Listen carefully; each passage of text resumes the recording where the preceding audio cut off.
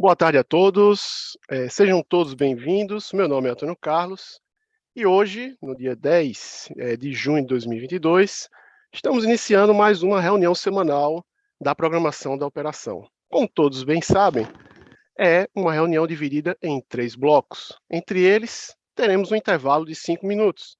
E após cada intervalo, nós iremos responder as questões que serão inseridas lá no chat que vocês têm em mãos. Então, para começar as apresentações do primeiro bloco, onde serão abordadas, as seguintes apresentações, que são previsão meteorológica, previsão hidrológica e operação hidráulica, eu chamo, Eduardo, para falar um pouco sobre a previsão meteorológica. Eduardo, é com você.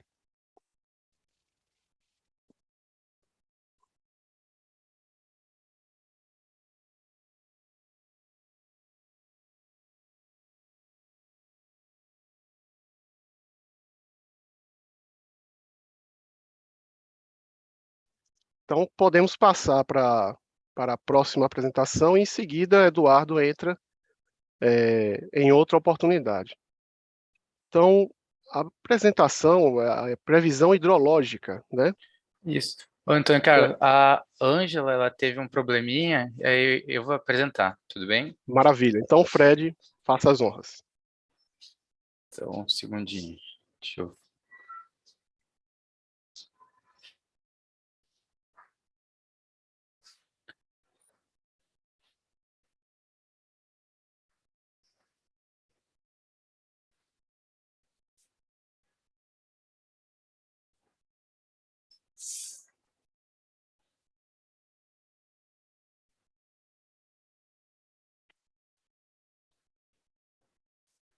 Ops.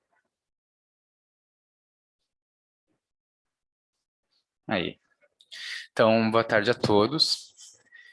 Vamos mostrar aí a previsão hidrológica, né, do SIM para a próxima semana.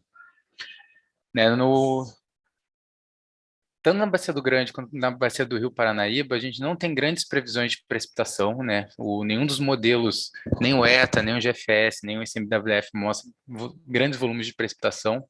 Só mais no dia de hoje, aqui no Paraná e no Paranapanema, que temos chuvas aí acima de 15 milímetros, e depois só no final da segunda semana, né? Da próxima semana. Então, com isso, a previsão do Sudeste é de recessão, né, nessas próximas semanas, fechando uma previsão mensal de 71% da MLT, caracterizando, né, o quinto menor junho do histórico. A gente dá aí uma atenção agora nas principais bacias do Sudeste, né, temos aí a bacia do Rio Grande, que se encontra em 65% da sua média de longo termo, também com previsão de recessão, até chegar numa previsão mensal de 62%. A bacia do Rio do Paranaíba, previsão mensal de 63%, ou a sétima menor do histórico, de junho. A bacia do Rio Paranapanema, que também está com 93% da sua ENA sendo observada no dia de ontem, e a previsão é de ENAs estáveis, né, nas próximas semanas, elas nem subindo nem descendo. E no Rio Paraná também, na bacia do Paraná, também previsões bem estáveis, aí próximas de 10 mil megawatts médios para as próximas 3 semanas. No sul, a gente tem uma previsão de precipitação bem parecida com o que a gente viu ali no Paraná e no Paranapanema, né? Com chuva aqui nesse dia 10/6, e depois voltando a chover a partir do dia 17. Então, a previsão do sul para a próxima semana ainda é de recessão, entretanto, né, quando chega na segunda semana, quando esses eventos de precipitação começam a influenciar as vazões, a ENA já mostra, né, uma elevação. Então, aí dando destaque na bacia do Rio Iguaçu, né, com essa oscilação, né, baixa na primeira semana e um pequeno incremento na segunda semana prevista, né, principalmente por causa da chuva aqui que começa a acontecer.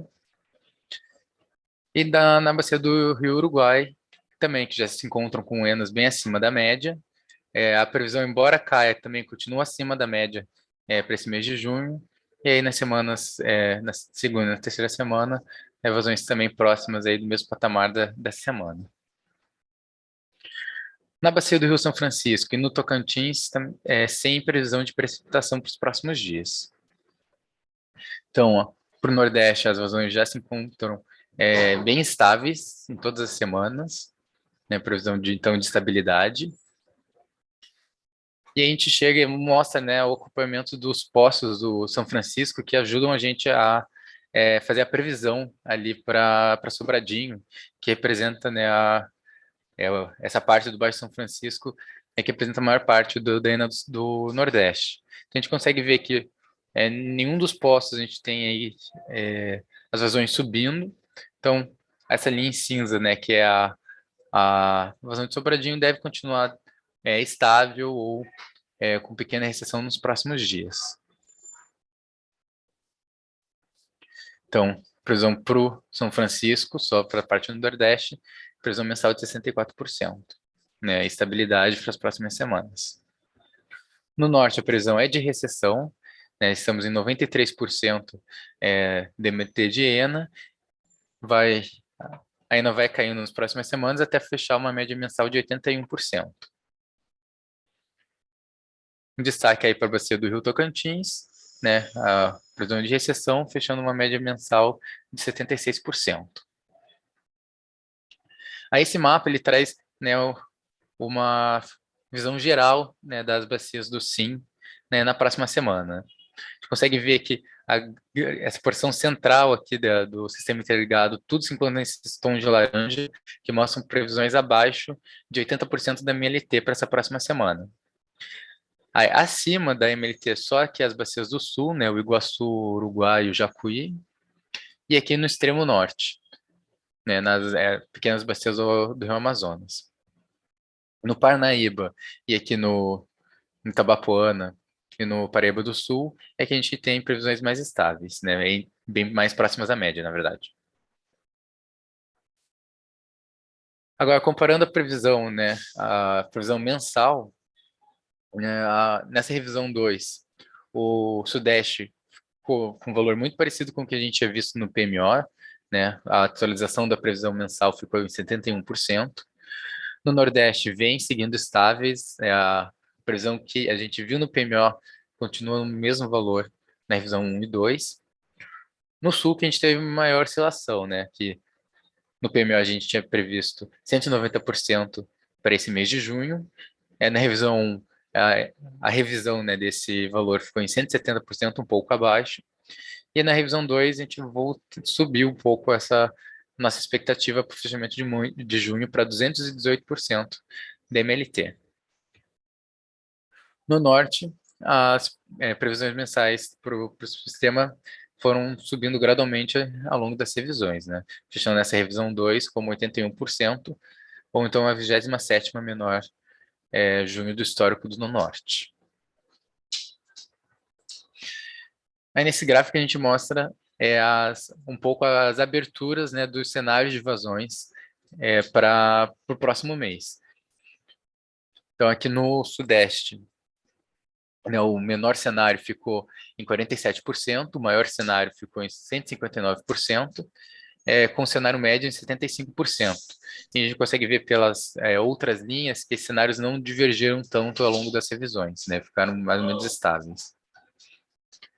No Sul, que a previsão ficou oscilando um pouco mais, os cenários ficaram um pouco acima, né, do que a gente tinha visto no PMO, mas ficando ainda assim valores bem próximos, né, 68% como limite inferior, o cenário de valor esperado em 166% e o limite superior acima de 500% da MLT de ENA.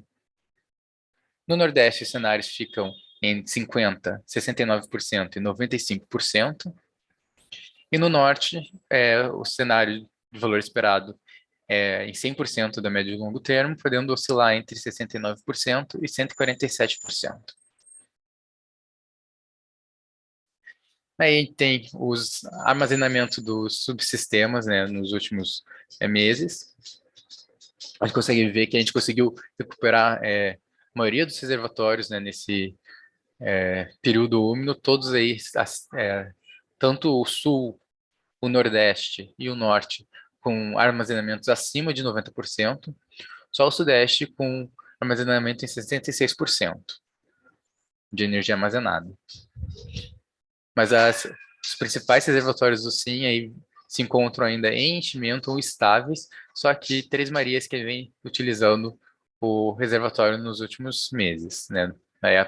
Desde abril que a gente tem depressionado o reservatório, ficando agora em 80% da energia armazenada.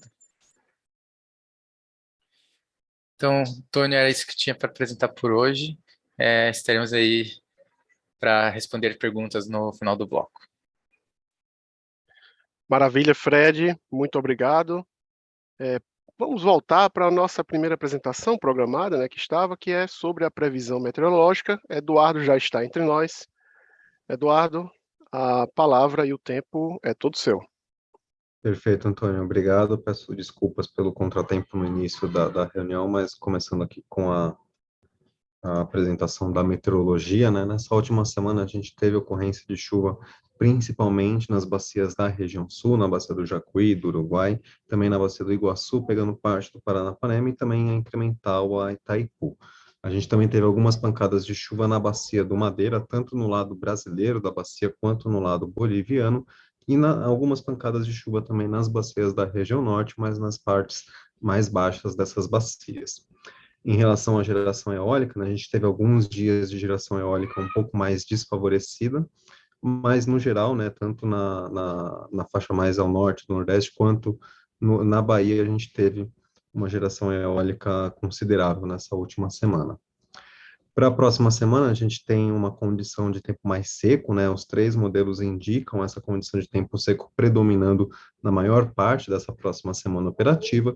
E no final da semana operativa, lá entre o dia 16 e 17 de junho, aí sim a gente tem a chegada de uma frente fria à região sul, que deve provocar alguns valores de chuva, principalmente na bacia do Uruguai, mas que pode atingir também até o final da semana operativa a bacia do Iguaçu e alguns pontos da incremental Itaipu, além da bacia do Jacuí também, mas nas demais bacias do sistema do SIM, a condição ainda é de pouca chuva, mesmo na bacia do Madeira, a chuva não deve atingir a área principal da bacia, nem mesmo no lado boliviano. Outro destaque dessa próxima semana é o avanço de uma massa de ar frio a partir do fim de semana, e isso deve impactar principalmente as temperaturas mínimas, tanto da região sul, quanto de São Paulo, Campo Grande e Cuiabá. Em relação às temperaturas máximas, né, a gente teve uma semana com temperaturas mais baixas, no geral, em alguns dias, no centro-oeste, no sul e no sudeste, e para essa próxima semana a gente também espera alguns dias com temperatura um pouco mais baixa, em função da mesma massa de ar frio que vai impactar a temperatura mínima. Em relação a essa última semana, né, a condição é de declínio nas capitais do Rio Grande do Sul, caso de Porto Alegre, e em São Paulo e no Rio de Janeiro, enquanto que nas demais a condição é de uma temperatura mais estável em relação à última semana. Em relação à geração eólica, né, a partir do dia 14, a gente tem o avanço da frente fria chegando ao Nordeste, né, principalmente a Bahia, e a gente espera que haja uma diminuição da geração eólica no estado da Bahia, principalmente a partir do dia 14, e aí causa uma diminuição na média semanal. Nos demais estados, mesmo que a gente tenha uma variação, né, dessa geração, deve ficar bem próximo ao patamar dessa última semana. Em relação à geração fotovoltaica, é uma semana bem parecida com essa última em questão de geração, mesmo com alguma variação nos próximos dias em São Paulo e Minas Gerais, mas mesmo assim a condição é de estabilidade, a gente não espera uma variação tão grande assim em relação à última semana. De meteorologia era isso, eu te passo de volta a palavra, Antônio Carlos. Muito obrigado, Eduardo. Vamos agora para a nossa terceira apresentação desse bloco, que é sobre a operação hidráulica. Né, para esta apresentação, Ângela, né, irá conversar conosco, aliás, não, me perdão, Leonardo, né, vai conversar conosco, né, sobre este assunto. Leonardo. Boa tarde a todos, boa tarde, Antônio Carlos. Já vê minha tela? Sim. Eu vou falar, Leonardo Tristão aqui, eu vou falar um pouquinho da operação hidráulica. Essa semana, como é comum, a gente tem as seguintes salas de acompanhamento e crise da ANA. Então, atualmente, a gente tem a sala de acompanhamento do Rio Tocantins, da Bacia do Rio Tocantins. Temos a sala de acompanhamento da Bacia do Rio São Francisco. Temos o GAOPS e o GTOH da Bacia do Rio do Paraíba do Sul. Temos a sala de acompanhamento do Rio Paranapanema e ainda a sala de crise da região sul. Essa semana, no último dia 7, terça-feira, tivemos a 6ª reunião da sala de acompanhamento da Bacia do Rio São Francisco, onde foram apresentadas algumas simulações em que o ONS apresentou algumas simulações de expectativa, né, de como serão operados os reservatórios de Três Marias, Sobradinho e Xingó. Aqui no canto esquerdo, a gente tem a política operativa que se pretende operar. Então, em junho, pretende-se operar com a média de 540 metros cúbicos por segundo. Julho, agosto, setembro, em torno de 450 metros cúbicos por segundo. Então, a gente vê aqui em azul, no gráfico de baixo, vem vendo o comportamento do volume útil do reservatório ao longo do final do ano passado e início desse ano. Então, a gente teve uma recuperação dos reservatórios e com a necessidade de se utilizar um pouco do reservatório de Três Marias por condições específicas lá da usina, né? Por condições ambientais específicas, a gente teve uma diminuição do depressionamento do reservatório, e a partir da linha verde, da azul em diante da linha verde, a gente tem a simulação, a expectativa de volume útil que teremos no reservatório ao longo dos próximos meses. Então, a expectativa é que se chegue no final do horizonte de simulação, lá para final de setembro, início de outubro, em 65% do volume útil. Lembrando que essa rodada, essa simulação é feita pelo ONS através do SMAP e das informações de precipitação do SMWF. Essa simulação ocorreu no dia 6, na segunda-feira dessa semana. Aqui do lado direito, a gente tem a política operativa de Xingó e Sobradinho. Aqui temos dois casos. O caso 1, dependendo do contexto da necessidade, né, do SIM, a gente vai ter o caso 1 ou o caso 2, dependendo da condição eletroenergética. Então, o caso 1, o aproveitamento de Sobradinho em junho seria operado com 1.400, elevando para julho, agosto e setembro, no patamar de 1.500 metros cúbicos. Já o reservatório de Xingó, ele está sendo operado com 1.290 de média, sendo elevado para 1.380 metros cúbicos de julho a setembro de 2022. Então, muito semelhante ao que vimos em Três Marias, tivemos a subida aqui é o volume útil do reservatório de Sobradinho, então tivemos a recuperação, o aumento do armazenamento no reservatório, e em vez temos a expectativa da simulação. Então, a expectativa que nós temos é que lá para o final do final da simulação, lá para o final de setembro, início de outubro, os reservatórios o reservatório de Sobradinho atinja 71% do seu volume útil. Já no caso 2, caso haja uma necessidade eletroenergética, há um aumento da vazão de efluente. Sobradinho começa com junho no mesmo patamar do caso 1, junho com 1.400, julho já 1.800, agosto 1.800, setembro 1.700 metros cúbicos por segundo. Xingó, 1.290, semelhante ao caso 1, 1.680 para julho de 2022, 1.680 para agosto de 2022 e 1.580 metros cúbicos por segundo para setembro de 2022. Então, como é de esperar, acaba se usando um pouco mais de recursos do reservatório de Sobradinho. Então, a expectativa é que lá no final de setembro e no início de outubro se tenha o volume de 64% do volume útil do reservatório. É importante ressaltar duas coisas. Assim, a gente começa a ter que preparar o reservatório para o volume de espera, então é importante a gente começar a dar uma gastada nos recursos desse reservatório, uma vez que lá no final do horizonte, no final do período no início do período úmido, ele tem um volume de espera para ser alocado, então é importante dar uma depressionada nele, e 64% do volume útil ainda é uma faixa de operação normal, observando a resolução da ANA 2020-81 de 2017. Essa é a agenda de reunião, né, das reuniões de sala de acompanhamento da ANA.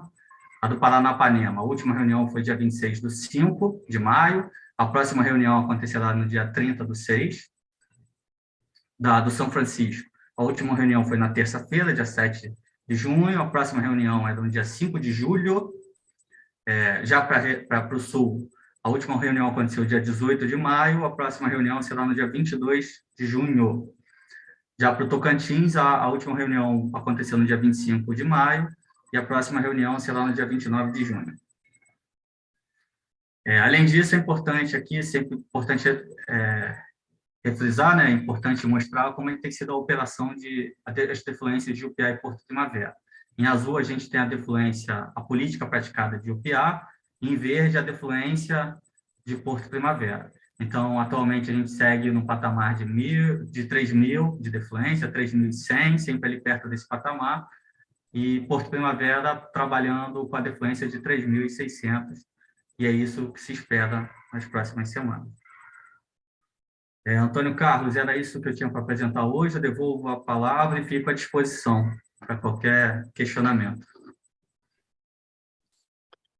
Muito obrigado, Leonardo. Vamos agora, pessoal, para uma pausa de 5 minutos e voltaremos respondendo as questões que foram inseridas lá no chat. Até daqui a pouco.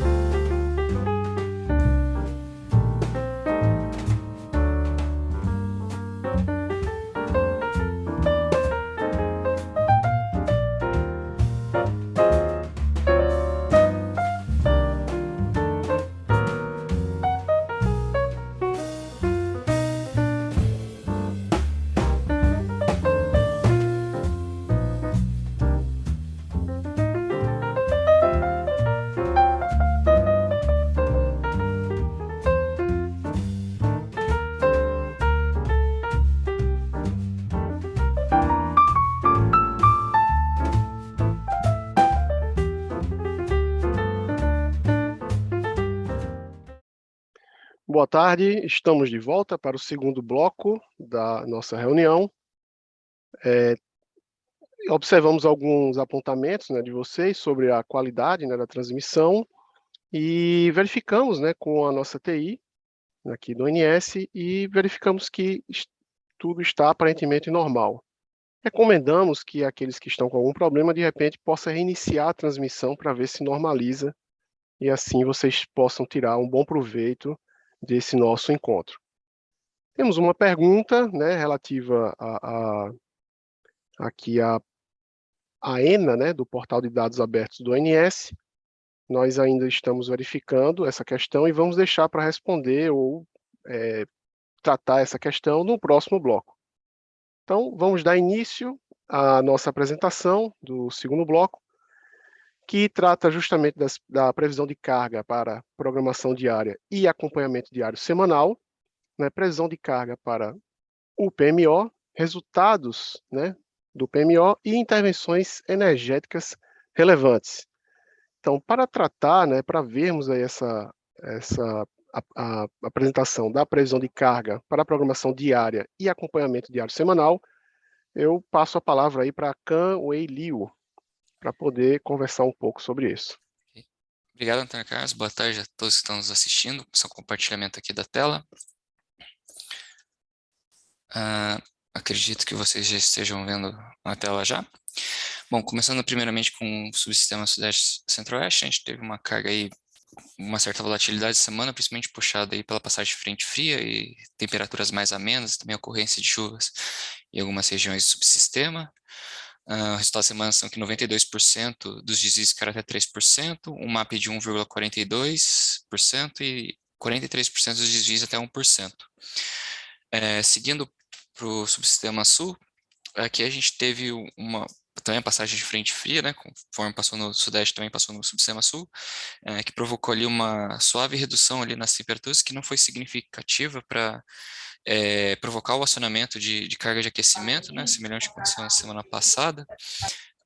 Então, a carga veio bem volátil, com ocorrência de chuvas em algumas regiões também, mas ela veio mais baixa essa semana, puxada por essa redução aí que não provocou acionamento de carga de aquecimento.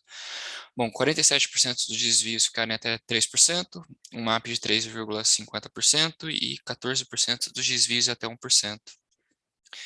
Seguindo para o subsistema Nordeste, aqui a gente teve ocorrência de precipitação nas principais capitais, não verificamos aí variação significativa na temperatura, mas foi o que a gente acredita que deixou a carga bem volátil, então assim, ficou bem difícil de prever essa semana.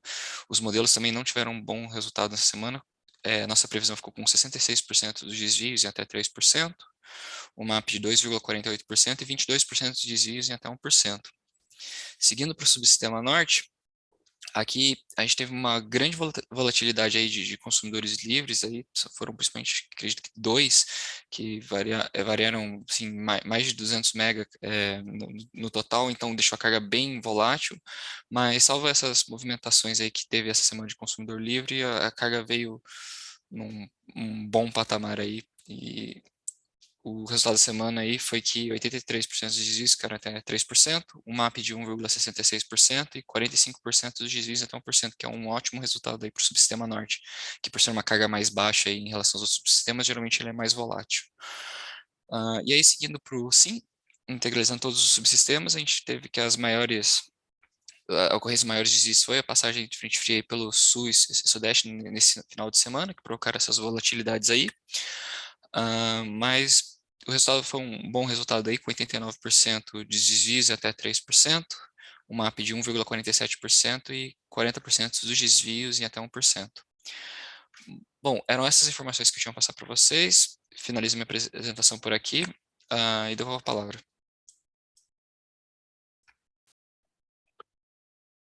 Obrigado, Can.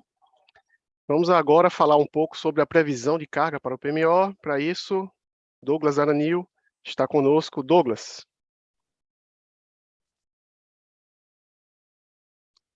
Está sem o áudio, Douglas.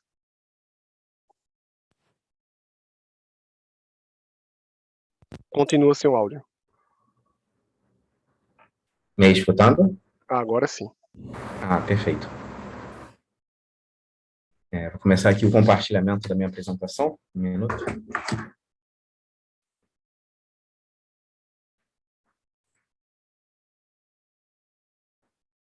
Acredito que já estejam vendo a minha apresentação. Retomando agora a reunião semanal, falando um pouco a respeito da previsão de carga no âmbito semanal, o acompanhamento muito em linha com o que o CAN já apresentou. Começando aqui com nossas ocorrências nessa segunda semana operativa. No subsistema sul, nós observamos uma redução da carga verificada nessa semana, apesar da suave elevação das temperaturas médias. Essa redução é muito justificada pelo não acionamento da carga voltada para o aquecimento, ao contrário do que nós havíamos observado na última semana operativa. No subsistema Nordeste, tivemos ocorrências de maiores totais de precipitação, principalmente em Recife, superiores à média esperada para o período. E no subsistema Norte, nós tivemos a variação de consumo não programados de alguns consumidores livres da rede básica. Agora, partindo aqui com as premissas, que nós adotamos para a próxima semana, começando com as premissas econômicas. Aqui, no mês de maio, nós observamos a melhora de diversos indicadores econômicos, como, por exemplo, a melhora do índice de confiança do empresarial, que pelo terceiro mês consecutivo apresentou elevação, e no mês de maio subiu 2,9 pontos, consolidando assim a recuperação iniciada em março. Esse indicador já conseguiu recuperar 70% das perdas ocorridas entre agosto de 2021 e fevereiro de 2022. Porém, no sentido oposto, nós temos o índice de confiança do consumidor, que segue oscilando em patamares mais baixos desde setembro de 2021, que nesse mês esboçaram uma recuperação mais constante. Aqui, com isso, com o sentido oposto do índice de confiança e o índice de confiança do consumidor e o índice de confiança empresarial apresentando elevações pelo terceiro mês consecutivos, nós temos uma distância de 21,9 pontos entre eles. E esse resultado mostra que, apesar da melhora da pandemia, de alguns pacotes de incentivos para o alívio da pressão financeira das famílias, a inflação e a dificuldade de obter emprego continuam impactando negativamente nas famílias brasileiras, principalmente as de menores renda. Em relação às premissas meteorológicas para a próxima semana operativa, nós esperamos a redução das temperaturas médias nas capitais aqui de Rio de Janeiro e São Paulo, nas capitais do subsistema Sudeste e Centro-Oeste, principalmente no Rio e São Paulo, em função da passagem de uma frente fria já nos primeiros dias dessa próxima semana. E aqui destacamos também a ocorrência de precipitação no período do dia 11 até o dia 14 no Rio de Janeiro e nos dias 11, 15 e 16 em São Paulo. No sul, nós temos a manutenção das temperaturas amenas nas capitais da região, com destaque somente para a redução das temperaturas mínimas na próxima semana, como o Eduardo apresentou. E nos subsistemas Nordeste e Norte, essas capitais apresentam poucas variações no que tange a temperatura e precipitação. Na próxima semana não vai ser muito diferente disso, com destaque somente para alguns dias que deverão apresentar reduções nas temperaturas máximas, em função da expectativa de maiores totais de precipitação no período. Apresentado nossas ocorrências, nossos destaques para essa semana e as premissas que adotamos para as próximas semanas, começamos aqui a falar um pouco do acompanhamento da carga, os resultados em relação às previsões e o que nós adotamos para as próximas semanas. Essa semana, no subsistema Sudeste e Centro-Oeste, nós tivemos um desvio de apenas 0,9%, com uma expectativa de uma carga de 38.263 MW médio. Para as próximas semanas, não realizamos nenhum tipo de ajuste. Aqui, no caso, mais especificamente para a terceira semana, nós temos a expectativa de redução das temperaturas médias, principalmente no Rio de Janeiro e São Paulo, e também destacando aqui para os 4 subsistemas a ocorrência do feriado de Corpus Christi no dia 16, na quinta-feira, Com isso, nós mantivemos a carga de 37.484, que foi igual à consolidada na primeira revisão semanal do PMO de junho e também na revisada. Dessa forma, com as 2 primeiras semanas verificadas, e a manutenção das projeções para da terceira até a quinta semana, nós temos um valor de junho revisto de 38.270 MW médio, o que nos sinaliza um desvio nulo, percentualmente nulo, em relação à nossa previsão inicial para o mês. Em relação ao subsistema sul, como dito, essa semana, apesar da suave elevação das temperaturas, né, nós observamos uma redução de carga quando comparado à primeira semana operativa do mês. Essa redução aqui encontra-se muito associada ao não acionamento da carga voltado para o aquecimento, né, dado que as temperaturas encontram-se ligeiramente superiores às observadas na primeira semana operativa. E com isso nós tivemos um desvio de menos 4,9%, dado a carga de 11.207 que temos como expectativa para o fechamento da segunda semana. Para a próxima semana, dada a manutenção dessa temperatura em patamares mais a menos, né, e a ocorrência do feriado, nós realizamos ajuste de menos 3,1% na terceira semana operativa, consolidando o valor de 11.056 MW médio, e nas demais semanas realizamos ajuste de 2,1% negativo. Né? Com isso, nós temos um valor de junho revisto de 11.355 MW médio, o que nos sinaliza um desvio em relação à nossa previsão inicial para o mês de menos 2,7%. Desculpa. No subsistema Nordeste, desde a última semana, nós temos apresentado que esse subsistema tem sofrido impacto, né, dos elevados totais de precipitação verificado nas capitais desse subsistema, e essa semana também não foi diferente. Nós tivemos até uma redução de carga por patamar de 10.633 MW médio, e com isso tivemos um desvio de menos 3% em relação à nossa previsão. Para a próxima semana, nós esperamos a manutenção do cenário meteorológico, né, com destaque somente para a redução das temperaturas médias em alguns dias devido aos maiores totais de precipitação, e dessa forma nós realizamos ajustes de menos 3,1%, consolidando um valor para a terceira semana de 10.523 MW médio. Como dito, né, para as demais semanas mantivemos o mesmo ajuste de menos 3,1%, e com isso temos um novo valor de junho revisto de 10.667 MW médio, que nos sinaliza um desvio de menos 5,2% em relação à nossa previsão inicial para o mês. Chegando no subsistema norte, esse é um subsistema, né, que, dado o montante de carga e o montante de carga de consumidores livres, né, que temos na região, que representa cerca de 40% da carga total do subsistema, ela sofre bastante impacto, né, quando nós temos variações da carga desses consumidores.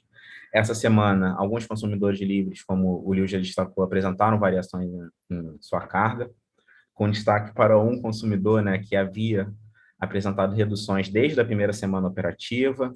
No início dessa semana, ele começou a sua retomada de carga, porém, no meados da semana, ele voltou a reduzir seu consumo.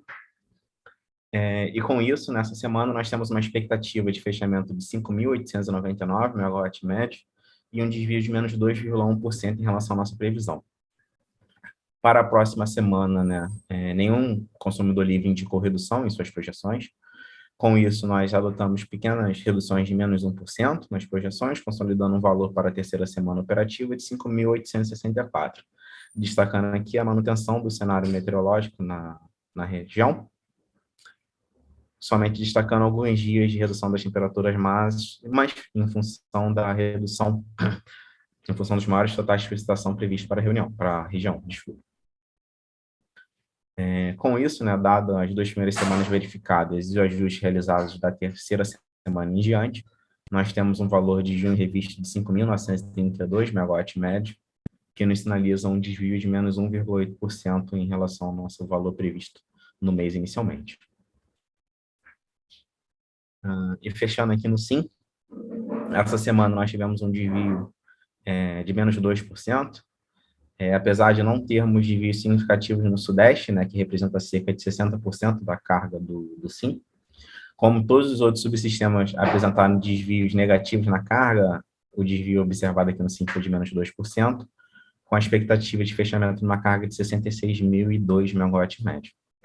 Para a próxima semana, dados os ajustes realizados, né, à exceção do subsistema Sudeste e Centro-Oeste, nós temos uma variação negativa nas nossas previsões de menos 1,1%, consolidando um valor para a terceira semana de 64.927 MW médio.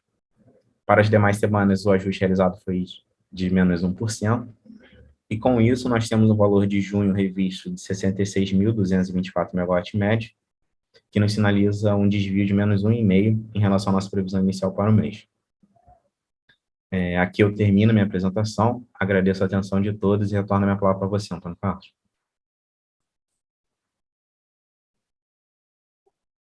Obrigado, Douglas, pela apresentação. Vamos agora para a apresentação seguinte, que é sobre os resultados do PMO, e a Daniele Andrade vai comparecer e fazer essa apresentação para todos nós. Daniele? Boa tarde, Antônio Carlos. Boa tarde a todos. Estou compartilhando tarde. aqui a minha tela. Eu acho que já deve estar disponível aí para vocês, certo? Posso continuar, Antônio? Está aparecendo a tela? Tá, sim. Obrigada. Bom, então vou apresentar aqui para vocês o resultado do DECOMP para essa revisão 2 da programação mensal da operação, referente à semana que começa agora no dia 11 de junho. Antes de entrar de fato nos resultados, eu vou apresentar os principais destaques dessa configuração. Então, nessa semana, nós temos um despacho da ANEEL, de número 1476, agora, de 2022, que suspende os efeitos do despacho 1336, de 17 de maio de 2022. Bom, que é isso, né? O despacho 1336 foi o despacho que dava autorização para que a UTEA Maricovas, a UTEA Cuiabá, cumprisse com as obrigações assumidas pelas UTEs Deluxe, EPP 2, EPP 4 e Rio de Janeiro no processo no procedimento competitivo simplificado, né, na contratação pelo PCS. Então, a partir da revisão 3 de maio, a gente passou a considerar a oferta de declaração de inflexibilidade e disponibilidade de Cuiabá e o CVU de Cuiabá associado a essas usinas, né, do PCS. Agora saiu esse despacho suspendendo essa modelagem, então a gente retirou essa declaração de Cuiabá a partir de agora, não está no horizonte de estudo, e esse foi o primeiro destaque que a gente tinha para essa configuração dessa semana. O outro destaque é, como a gente usualmente faz, né, a atualização dos CVUs, dos custos variáveis unitários das usinas térmicas. Ela é realizada pela CCE, após o quarto dia útil, aconteceu, então, né, de calhar aqui nessa revisão 2. Então, nessa curva preta, apresentamos os CVUs para todas as usinas térmicas da revisão 1, e na curva verde, os CVUs dessa segunda revisão, da revisão 2 do PMO de junho.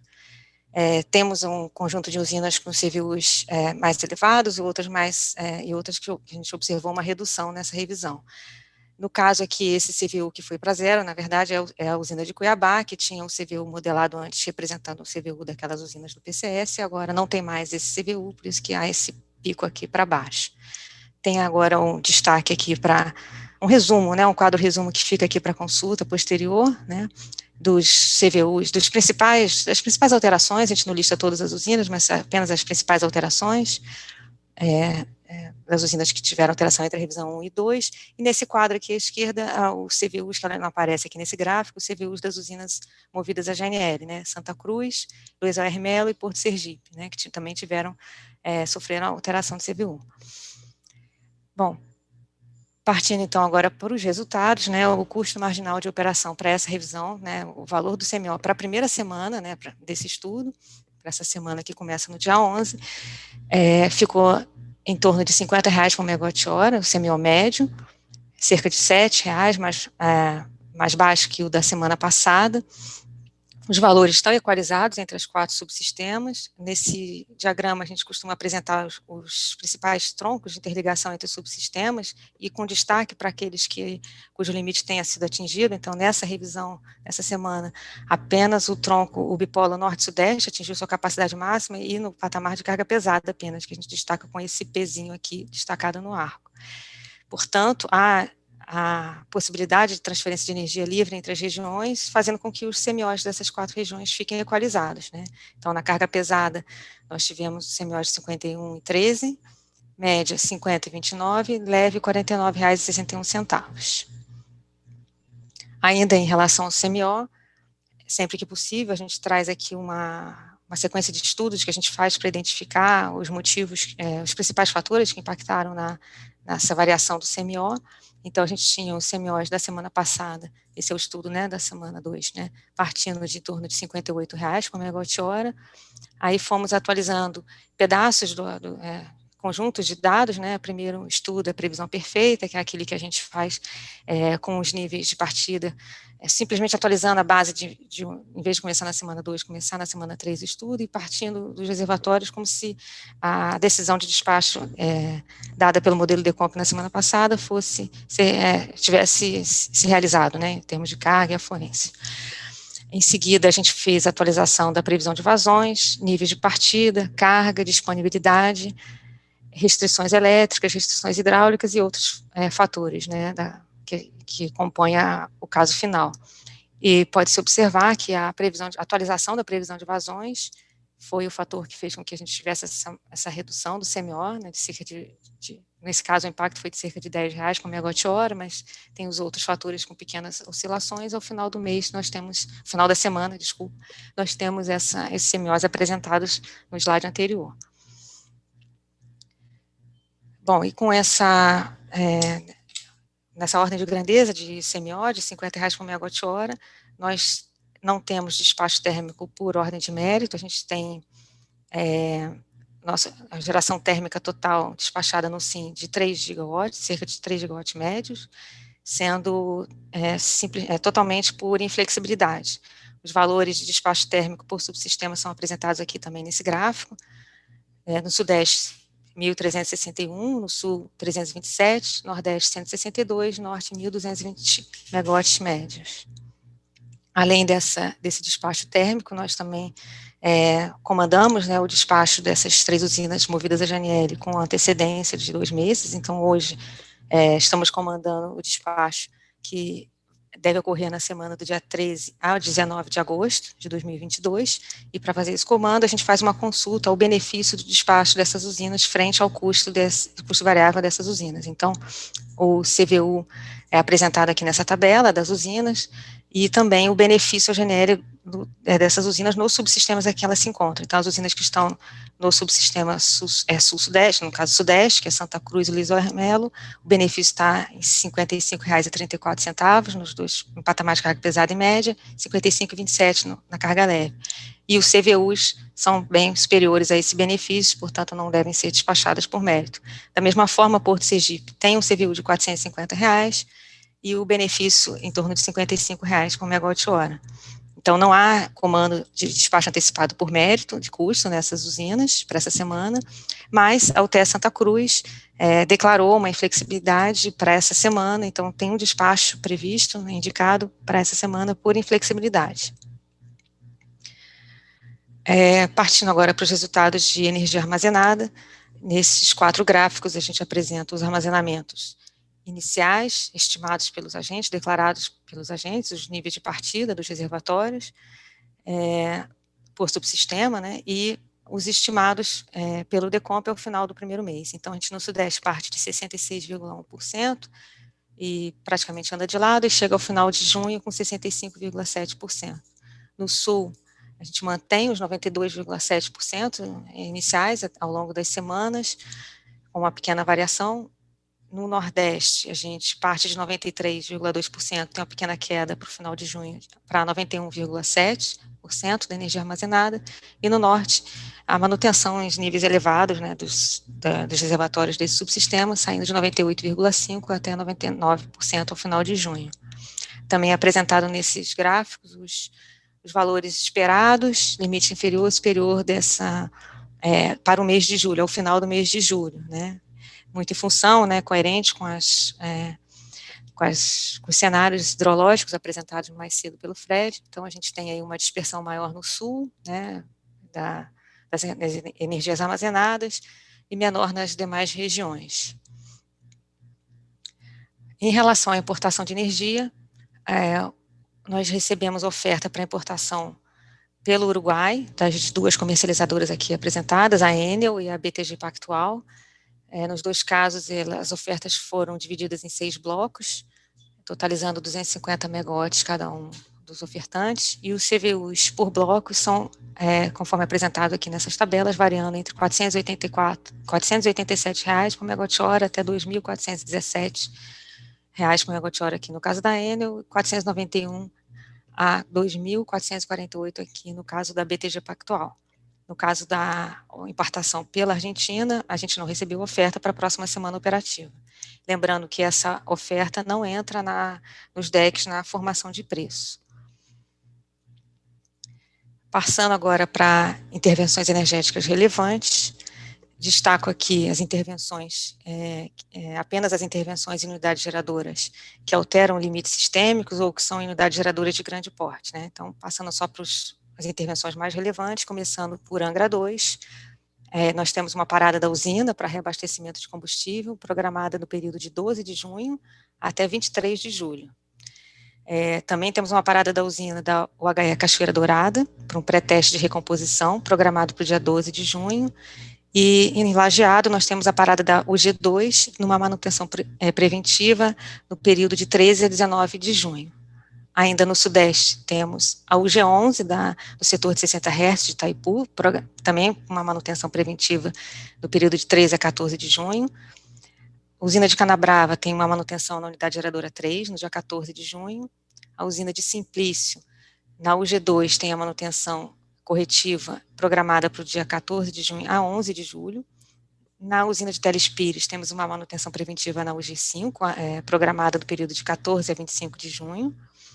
E passando aqui para a região sul, nós temos apenas dois destaques, que são a usina de Governador José Richa, a unidade geradora 3, com uma parada no dia 12 de junho, e a parada da usina total, parada total da usina de Salto Osório, para um teste de recomposição, programado no dia 12 de junho. Nos subsistemas Nordeste e Norte, não há intervenções relevantes nesse período de 11 a 17 de junho. Ainda em relação a informações aqui da nossa gerência de programação mensal, trago alguns destaques sobre o calendário do PMO de junho e de julho. O primeiro destaque é que hoje, nós estamos aqui divulgando, no dia 10 de junho, os resultados da revisão 2. Na próxima revisão, que usualmente nós fazemos a divulgação às sextas-feiras, nós vamos fazer na quarta-feira, no dia 15 de junho.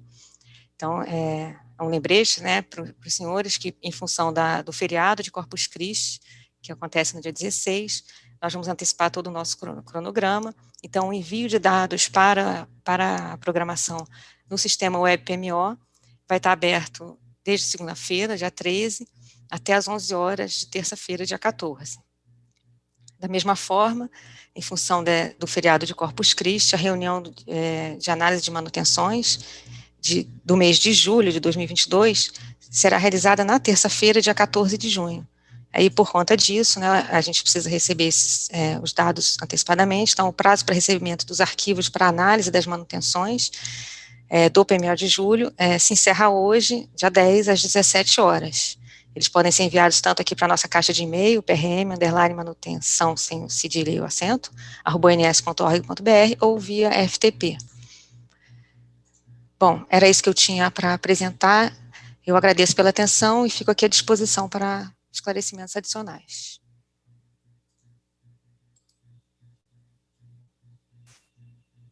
Obrigado, Daniele, que fez a apresentação também, resultados do PMO e intervenções energéticas relevantes. Bem, vamos agora, pessoal, para um intervalo, de 5 minutos e voltamos para responder as questões que foram inseridas lá no chat. Muito obrigado, até já já.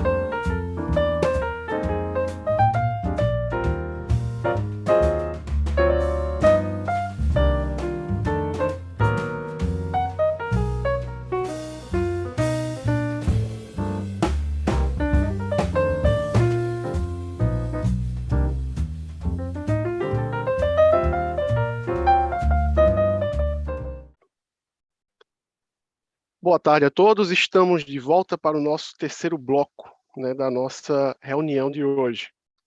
Vamos agora iniciar o bloco, né, antes da gente apresentar as reuniões, as apresentações, né, vamos responder um questionamento feito pelo Álvaro Franca, né? Bom dia, verifiquei que Álvaro Franca da Apolo Energia Comercialização. Então, bom dia, verifiquei que algumas informações referentes à ENA, né, do portal de dados abertos do ONS, não estava coerente. Por exemplo, verificando as ENAs disponibilizadas por reservatório e somando todos os reservatórios do subsistema norte, temos um valor diferente do valor observado para o mesmo subsistema no arquivo de ENAs por subsistema. Então, um exemplo são os valores do dia 7/6, onde no arquivo de ENAs por subsistema constava em torno de 9.500 megawatts, né, para o subsistema norte, e no arquivo de ENAs por reservatório, a soma dos reservatórios do MSN dava algo em torno de 10.100. Então, essa diferença é normal, né? Qual a motivação da mesma? Então, para abordar um pouco sobre essa questão, eu passo a palavra para o Fred Matos, de como direcionar isto. Fred. Boa tarde. Obrigado pela pergunta, Álvaro. Eu vou ter que pedir para você encaminhar essa mesma pergunta lá para a central de relacionamentos, para a gente poder tratar com mais calma. Que a gente deu uma olhada e realmente esse valor para subsistema parece que não está atualizado. Então, eu já passei essa demanda aqui interna para o pessoal de TI. Os valores por reservatórios estão corretos, de subsistema não. Então, aí manda essa mesma pergunta para o e-mail do relacionamento.agentes, que quando a gente tratar isso, a gente te avisa por lá. Tá bom? Obrigado. Obrigado, Fred. Temos mais duas perguntas, mas elas serão muito bem abordadas, né, e bem explanadas após a apresentação sobre o tema. Então, vamos deixar para tratar essas outras questões após o terceiro bloco. Dito isso, vamos apresentar, sobre os limites elétricos e principais intervenções elétricas e também sobre a política operativa. Nossa primeira apresentação sobre limites elétricos e principais intervenções elétricas. Eu chamo Sara para abordar esse assunto com vocês. Sara, a palavra é sua. Olá, boa tarde. Vou compartilhar aqui a minha apresentação.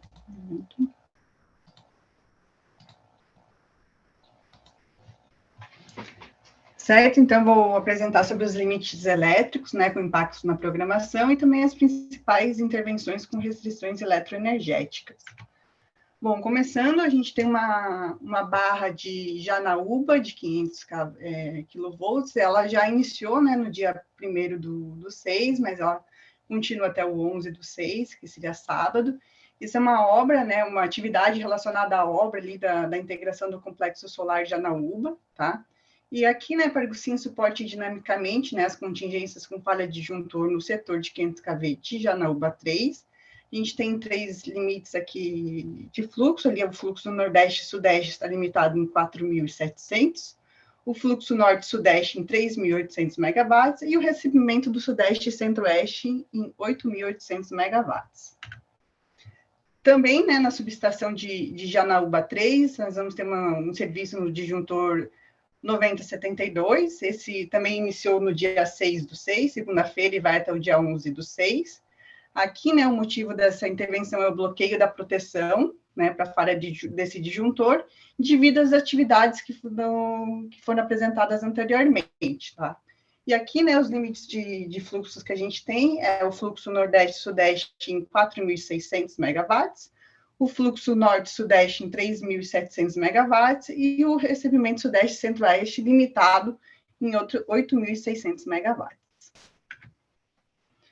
A próxima intervenção que a gente tem é na linha Serra da Mesa 2, Louisiana. Essa vai acontecer no dia 12/6, domingo, né, das 9 às 13 horas. É uma manutenção correntiva, né, e de limites que a gente tem aqui é o fluxo Norte-Sudeste limitado em 3.400 megawatts, o fluxo Nordeste-Sudeste em 4.600 e o recebimento Sudeste-Centro-Oeste em 8.600 megawatts.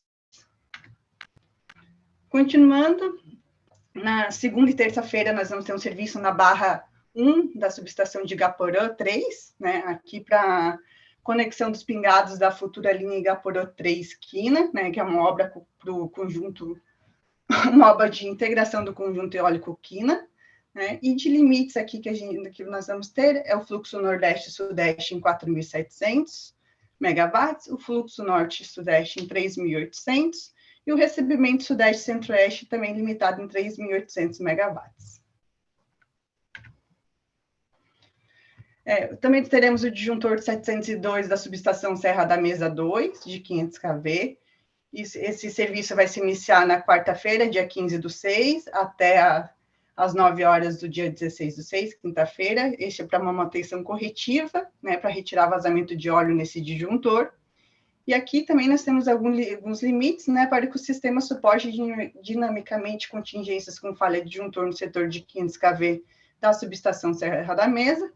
Com isso, o fluxo nordeste-sudeste está limitado em 4.700 megawatts, o fluxo norte-sudeste em 3.800 megawatts e o recebimento do sudeste-centro-oeste em 8.800 megawatts. No domingo, dia 11/6, nós vamos ter também o desligamento da barra 2 de 500 kV da subestação de Colinas, né, para uma inspeção geral e ensaios de 6 anos no TPC da barra 2, né? E aqui também, para o sistema suporte contingências envolvendo a barra 1, né, da subestação de Colinas, nós temos algumas limitações. O fluxo norte-nordeste vai estar limitado em 4.000 megawatts, o fluxo nordeste-norte em 3.500, a exportação do norte vai estar limitada em 5.000 megawatts e o fluxo nordeste-sudeste em 4.800 megawatts. Domingo, dia 12/6, também vamos ter uma manutenção preventiva aqui na linha de 500 kV Colinas Miracema, o circuito 3, das 7 às 13 horas, né? E aqui, para o sistema suporte contingências externas, né, interligação norte-sudeste e perdas múltiplas de linha de transmissão na subestação de Gurupi, né, o fluxo aqui de Colinas para Miracema vai estar limitado em 2.600 megawatts e o fluxo nordeste-sudeste em 4.500 megawatts.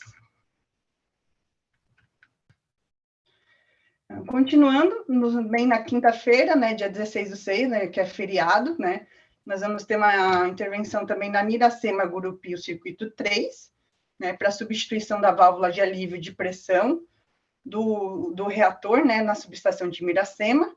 E aqui nós vamos ter um limite, o fluxo no Nordeste e Sudeste limitado em 4.500 megawatts. Da minha parte era isso, Antônio, devolvo a palavra para ti. Muitíssimo obrigado, Sara. Vamos agora para a nossa próxima apresentação, que é sobre a política operativa. E o Rodrigo irá dar algumas palavras sobre o assunto. Rodrigo. Obrigado, Antônio Carlos. Vou compartilhar aqui a minha tela.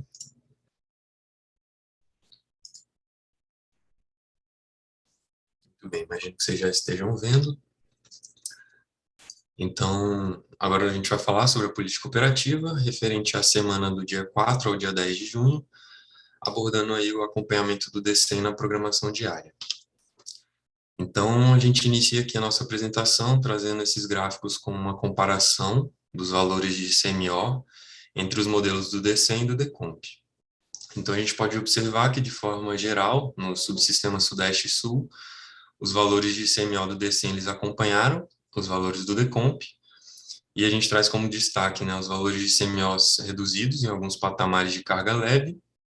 Isso ocorre devido ao melhor detalhamento da rede e da carga no modelo DCEM, e também destacamos alguns patamares ali na madrugada do dia 9 de junho, também nos períodos de carga reduzida, em que houve um excesso de recurso energético, provocando assim uma redução dos valores de CMO. Para os subsistemas Norte e Nordeste, os valores de CMO do DCEM também acompanharam os valores de CMO do DECOMP, e assim como nos subsistemas Sudeste e Sul, a gente observa uma redução dos valores de CMO em alguns patamares de carga leve, também devido a esse melhor detalhamento do modelo DCEM. A seguir, a gente apresenta aqui um gráfico georreferenciado do CMO por barra durante uma meia hora, né? E a gente destaca aqui que apenas 30% do total de barras do SIM são mostradas nesse gráfico.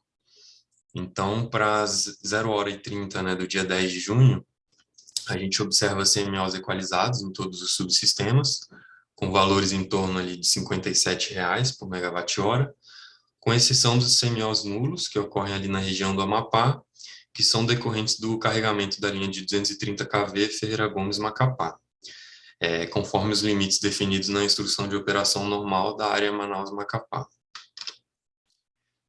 Na sequência, a gente vai analisar os resultados de CMO por barra, por subsistema e por patamar, também para o dia 10. Então, para dispor estatisticamente todos esses valores de CMO por barra, a gente utiliza essa ferramenta gráfica dos gráficos em caixa, né? Ou os box plot. Então, para o subsistema Sudeste, os valores de CMO eles não apresentam dispersão de resultados.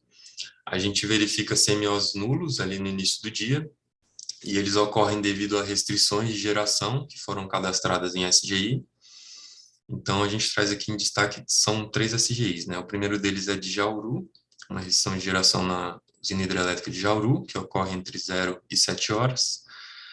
Também na usina de Fontes Nova, entre 0 e 3h30. E, por fim, em Nilo Peçanha, entre 3h30 e 7 horas. A gente destaca também os outliers inferiores, que ocorrem entre 0 e 7, com valores ali mais próximos da mediana, mais elevados.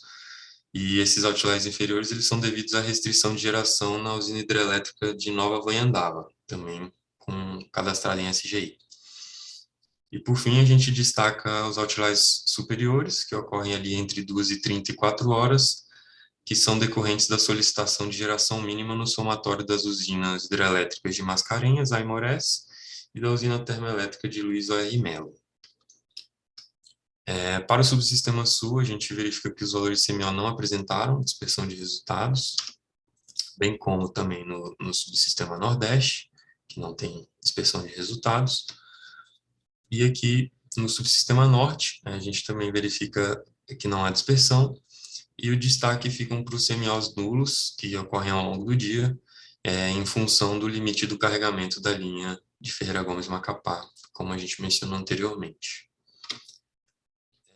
Agora a gente vai apresentar uma diferença de resultados, né, da geração hidráulica e térmica entre o DECEM e o PDP.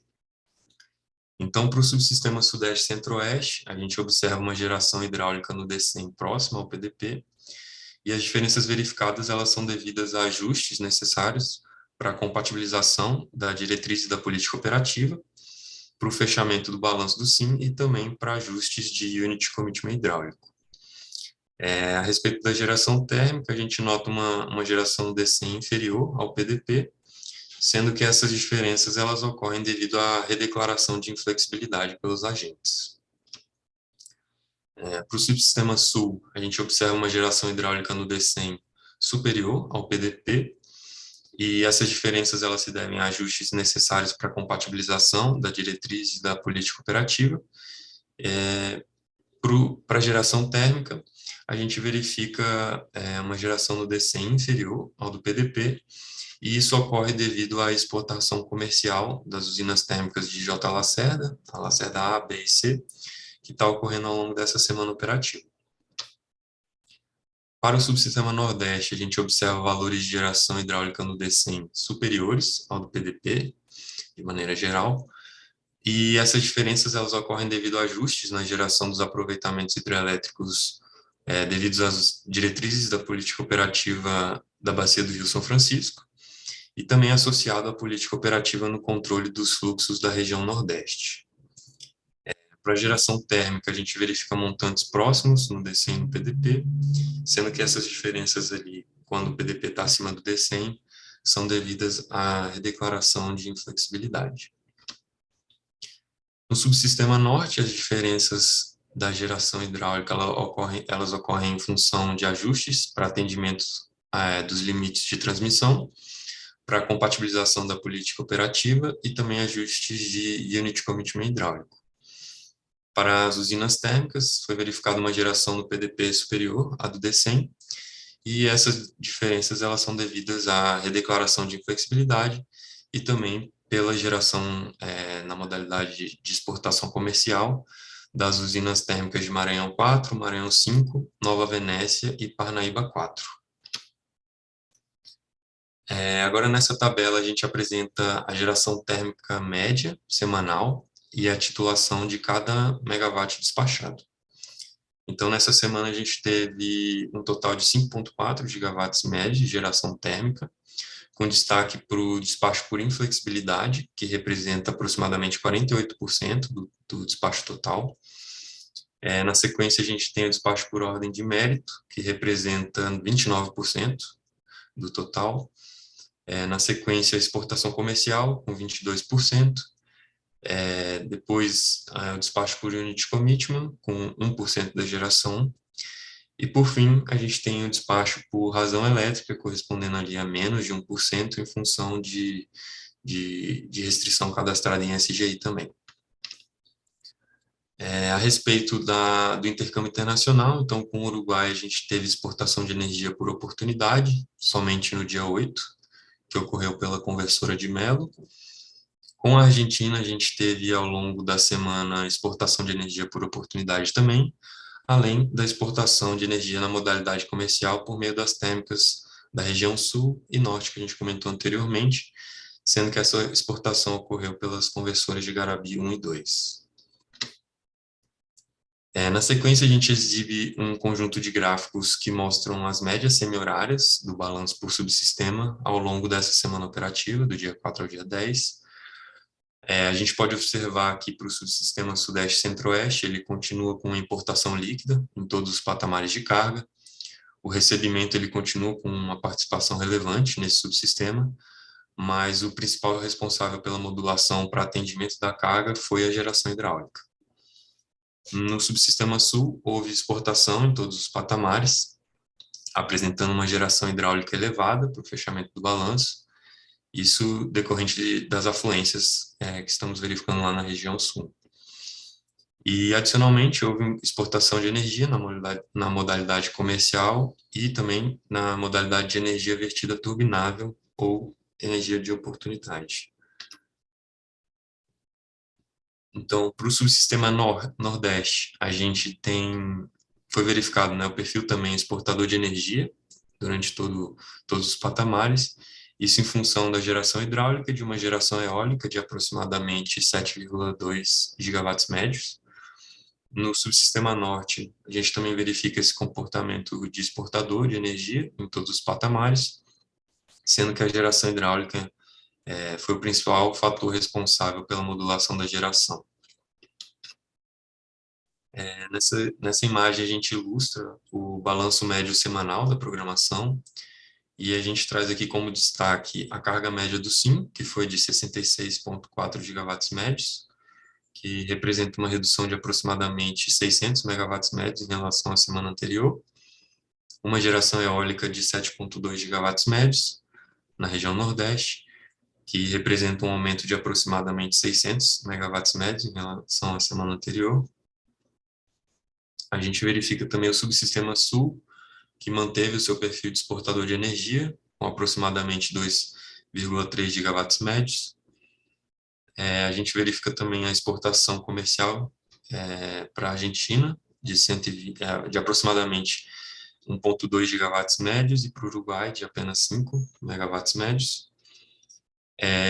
Verificamos também a exportação dos bipolos do Madeira, que ficou em torno de 3,1 gigawatts médios, e dos bipolos do Xingu em aproximadamente 3 gigawatts médios. Por fim, como o último destaque para essa figura, a gente traz a geração de Itaipu, que está em aproximadamente 4,9 gigawatts médios, que representa uma redução de 950 megawatts médios em relação à semana operativa anterior. Para fechar a nossa apresentação, a gente traz aqui os principais destaques, né, para a política operativa da próxima semana operativa. Então, para o Sudeste Centro-Oeste, temos a geração hidráulica visando a preservação dos armazenamentos e controle da cota dos reservatórios.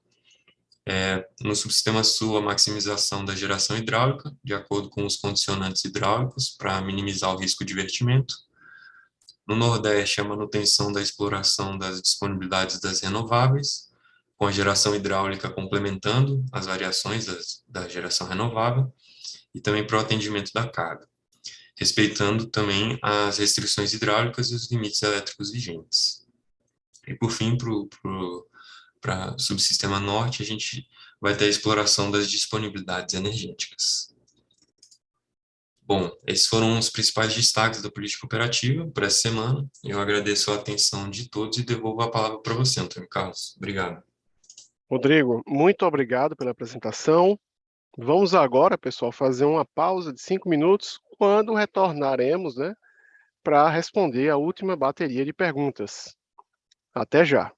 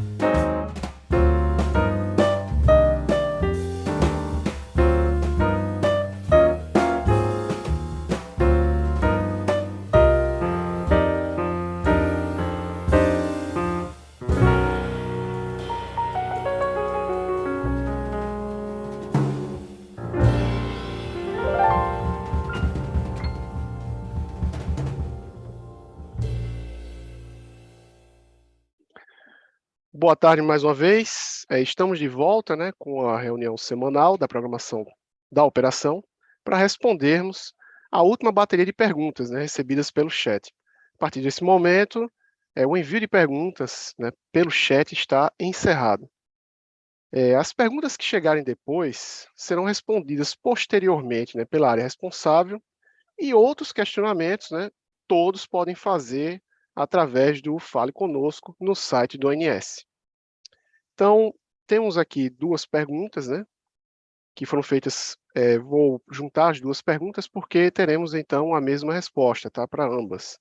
Então, Guilherme Carvalho e Pedro Batista, né, fizeram essas perguntas. Vou ler primeiro a pergunta do Guilherme, que ele fala o seguinte: qual o montante total de energia que o Brasil tem de crédito para a devolução da exportação feita para a Argentina? E se é possível consultar esse valor direto do site do Sintegre, né? E o Pedro, né, faz a seguinte pergunta: qual o montante total de energia exportada passível, né, de devolução que o SIM possui? Né? Como podemos consultar os montantes de exportação por fonte? Então, para comentar, né, sobre esses dois questionamentos, eu chamo o Diogo Cruz para poder trazer luz a essa questão. Diogo, por favor. Diogo Cruz trazer luz, deu até rima, né? Obrigado, Antônio Carlos. Obrigado, Pedro e Guilherme, pela pergunta. Eu vou compartilhar minha tela. A pergunta de vocês está disponível num infográfico resultados da operação no Sinteg, né? Vou compartilhar aqui um pouquinho, por favor. Aqui, segunda tela. Quando os senhores acessarem o Sintegre, né, aqui em Meus Processos, existe a opção Avaliação da Operação, Resultados da Operação. Dentro de Resultados da Operação, existe um produto específico chamado Resultados do Intercâmbio Internacional. Aqui a gente tem disponível até abril, né, que foi o que a gente já publicou, e a gente deve publicar bem no curto prazo ainda os resultados de maio, né? Mas como exemplo, né, aqui está o infográfico dos resultados de abril, né? Então é separado pelos países, né, Argentina e Uruguai, né? Separado primeiro pela importação comercial, né, o montante de importação que foi feito comercial, o montante de exportação que foi feito também, né, contratado, né, entre países, né, e três modalidades que têm a previsão de compensação, né, no futuro, né. Primeira modalidade emergencial, que é uma solicitação feita dentro da sala de controle, dada uma situação de emergência na rede ou uma grande indisponibilidade no país vizinho, e aí o país vizinho ou o próprio Brasil pedem energia para o outro operador para receber, para evitar essa situação mais drástica aí de um eventual corte de carga. Energia de oportunidade, né, que o país, né, tem uma oportunidade de uma eventual sobra de energia que ele não consegue alocar na sua carga. Ele oferece para o país vizinho, né, que entra nessa contabilização de crédito e débito, né, para uma futura compensação, né. Aqui no caso da Argentina, existia um crédito para a Argentina até abril, né, e para o mês de maio, como durante o mês de maio a gente exportou por oportunidade para a Argentina, esse crédito inverteu e é um outro valor, né, assim como para o Uruguai também, né. E uma última modalidade, que é a modalidade de teste, aí uma modalidade bem específica para teste, ou algum eventual teste na conversora, né. Então, esse infográfico está disponível, né, no Sintegre. No curto prazo, ele vai estar disponível também o de maio, né, e aí os senhores poderão consultar esses valores que foram praticados no último mês. Obrigado, Antônio Carlos. Muito obrigado, Diogo. Concluída a última bateria de perguntas e respostas, iremos encerrar nossa reunião semanal da programação da operação. Esperamos todos, né, para o nosso próximo encontro, que será na quarta-feira, dia 15 de junho. Em nome de toda a equipe do ONS, agradeço a participação de todos os envolvidos, desejo a todos uma boa tarde e um excelente final de semana. Até breve.